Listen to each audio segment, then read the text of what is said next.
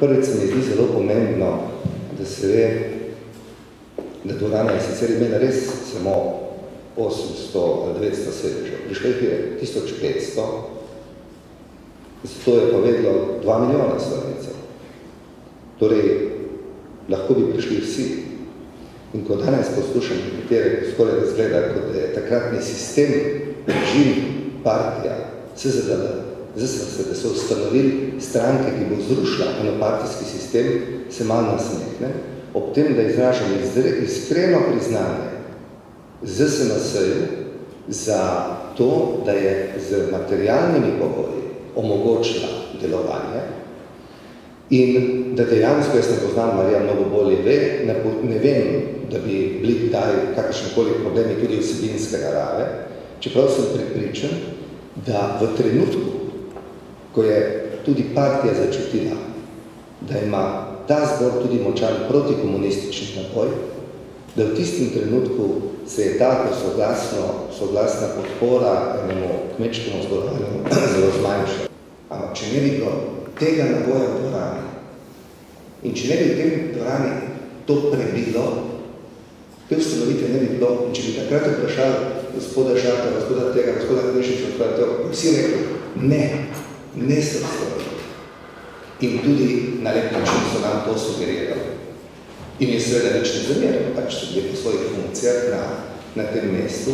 In tisto, kar se mi zdi temeljno, je to, da skupaj z pisatelji, skupaj z nekaterimi kulturnimi delavci, skupaj z nekaterimi drugimi intelektualci, je bila osnovna baza, predvsem slovensko kmetstvo, ki se je upalo izpostaviti in tvegalo, da bo lahko šlo tudi v zapor. Ogromno jih je bilo v senci. Na soncu je bilo še neomejeno prostora, v senci jih je bilo ogromno, ki bi zdaj želeli pa kazati sliko, da je bilo takrat sonce. Da so bili takrat na soncu. In še ena stvar, v čem je bila ta velika moč? Jaz mislim, da je bila velika moč naše organizacije, obeh pogajanj. Slovenske kmečke zveze in Zveze slovenske kmečke darine. Obe smo ustanovili.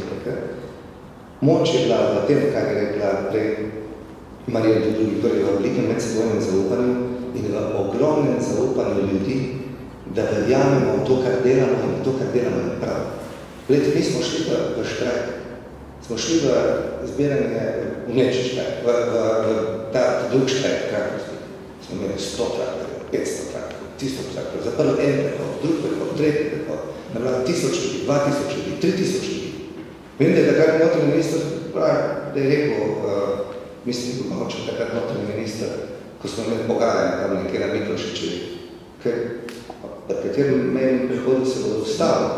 In potem smo imeli celo težave, kako ustaviti ljudi, da smo jih prepričali, da smo dosegli dovolj in da smo zdaj kmetje goro prekmurili na katerem mejnem prehodu, da je čas, da se počasno makne nazaj.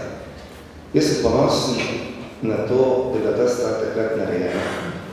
Ponosen sem na to, da so slovenski kmetje to naredili. Slovenski kmetje. Zelo lepo je bilo v tem krogu kar nekaj tudi drugih. Zelo grdo pa je, da se tudi kasneje, po mnogih letih, želi, in mislim, da ta obletnica je na prvih, kjer se to ne počene več, želi podcenjevati pomen te ustanovitve in se je skušalo do te obletnice celo spregledati dejstvo, da je 12. maj 1988 datum, pred katerim pač ni bila ustanovljena nobena politična organizacija. In tudi dajem priznanje smo tistim, ki ste s filmi, knjigami ali na druge načine omogočili, da to